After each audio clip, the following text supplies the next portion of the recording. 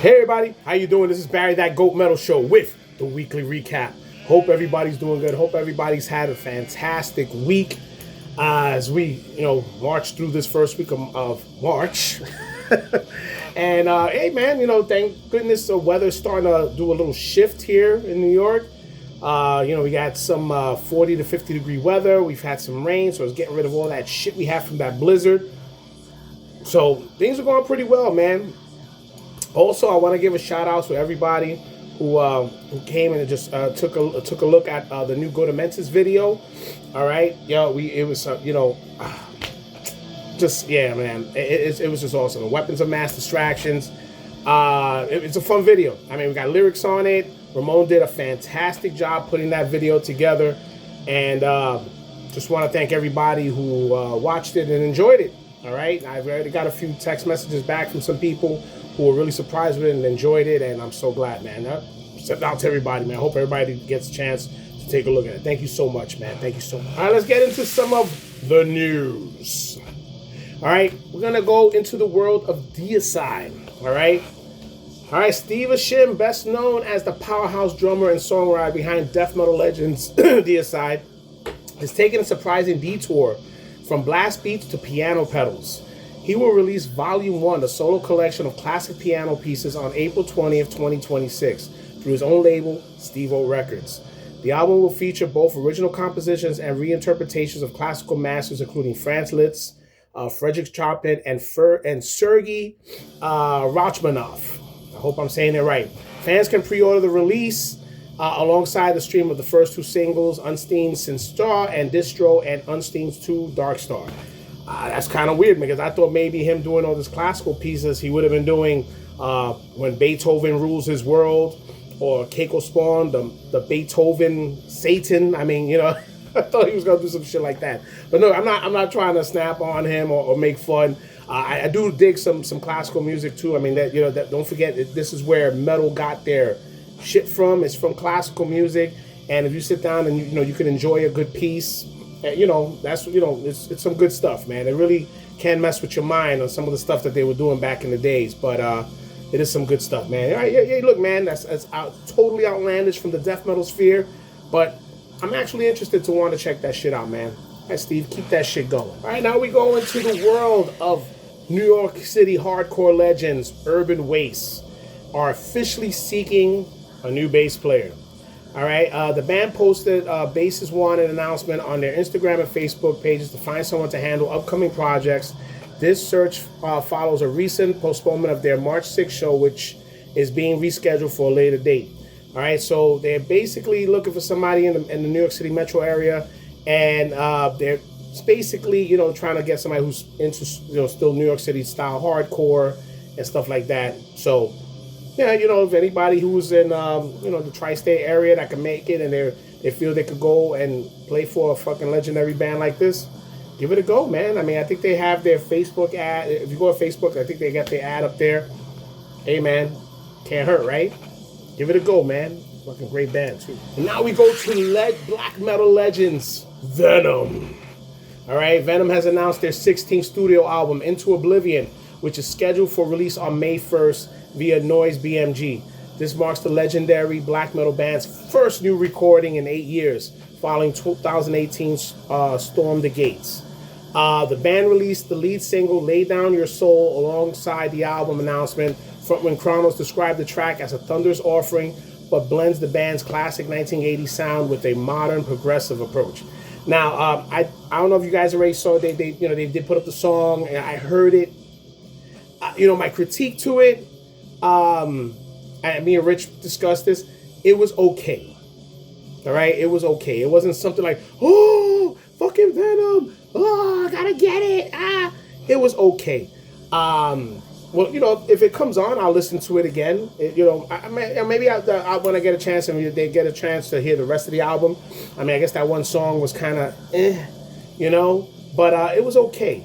I mean, will it make me want to run and buy the album? Maybe not, but we'll see. Maybe that one song wasn't the it song, and then the other ones, they got this other songs called Lay Down Your Soul, Nevermore, Man and Beast, As Above, So Below. So you never know, man. But, it's good to see that Venom is still doing their shit, man. All right? Hails to Venom. All right, now we go to the world of Godflesh with some sad news over here. Godflesh mastermind Justin Broderick has officially announced the end of the band's live performance due to health concerns. In the canon statement shared on March 4th, Broderick revealed that he recently underwent significant open abdominal surgery to repair a large inguinal hernia that was close to becoming an emergency. The procedure required a 6-inch incision, as keyhole surgery was not an option. At 57 years old, Broderick explained that his abdominal wall is now too weak to withstand the intense physical strain of performing Godflesh, punishing live sets, particularly the shouting and screaming vocals that define the band's sound. In that capacity, it would put him at risk, and further hernias could, bring a... Look, man, he's 57 years old. Godflesh has a long career. I get it. I get, what he's talking about. I mean, look, what's going to end up happening is with him, I mean, unless he just wants to just step down or maybe let somebody else step in, which it probably won't be the same since he was there through the long haul. Godflesh is going to have to be one of those legendary acts, If they want to keep putting out music, I think that's easier, where they could just every once in a while do an album or something. But, you want to tour and stuff like that, so maybe not.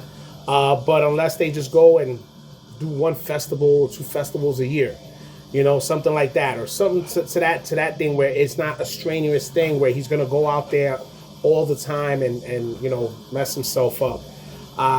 Hey man, look, Godflesh had a good run, man. They were one of the only industrial death metal bands that we really, really enjoyed. Street Cleaner is still a classic album. But hey man, more power to you, man. I hope he gets better, man. Let's see what happens. All right, now we get into the world of Twisted Sister. All right. Members JJ French and Eddie Ojeda announced on March 3rd, 2026 that Sebastian Bach will front the band for select dates this fall.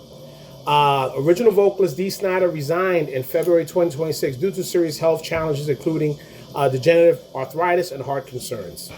Snider has given his full blessing to Bach, stating he believes Bach is one of the only people who can only truly deliver the performance fans expect. Bach is currently committed to 6 shows this year, which will not conflict with his ongoing solo career. While many earlier 50th anniversary dates were canceled following Snider's departure, a new limited run of live shows featuring Bach being organized, with one confirmed date at the Alaska State Fair on September 4th, 2026. Actually, I would love to hear that. I mean, yeah, if they have, I guess I'm sure there's going to be some video footage and stuff to hear him do the Twisted Sister songs. I'm okay with that, man. Sebastian Bach, he's a really great singer, man. I mean, what anybody can say, his attitude and whatever is something totally different, but when it comes to the singing and what he did with Skid Row and so on, hey, it is what it is. And I would actually be interested to see him perform with Twisted Sister. I think that would be something really cool. That'd be really cool to see. All right, now we go into the world of Slaughter to Prevail with Alex Terrible. All right. Alex Terrible is scheduled to make his official bare knuckle fighting championship debut on Wednesday, May 6, 2026. All right, Blood for Blood, a hybrid combat, sports, and heavy metal festival. It's going to be done over in Ocean City in Daytona Beach, Florida. And his opponent is a professional bull rider and middleweight fighter, Cameron the Bull Delano, who's 1-0. Terrible will both headline the fight card and perform a musical set with Slaughter to Prevail on the same night. Now, this was my thing, my joke to myself. What will happen if he goes and gets his jaw broken? How the fuck is he going to perform anything? Not to say that he will get his jaw broken, but, you're doing bare knuckle, and I don't know. That's going to be something, man. I just, for his sake, hopefully nothing goes that crazy, man. Yeah, but that should be interesting to watch. I think I would like to see that. I'm wondering if it's going to be on pay-per-view or some type of streaming. Be interesting to watch, man. Bare knuckle fighting. All right, man. Now we go into the realms of Ozfest. All right, Sharon Osbourne has officially confirmed that plans are underway to revive Ozfest in 2027, marking the first new edition of the influential metal festival since 2018. Speaking on February 6th, Sharon revealed that the festival will return in 2027. Yes, absolutely. Yeah, we're going to do it, she said. Well, the last one we did was 2018. It was just a month before Ozzy got sick, and that was at the Forum in LA, and there was no plans to stop it.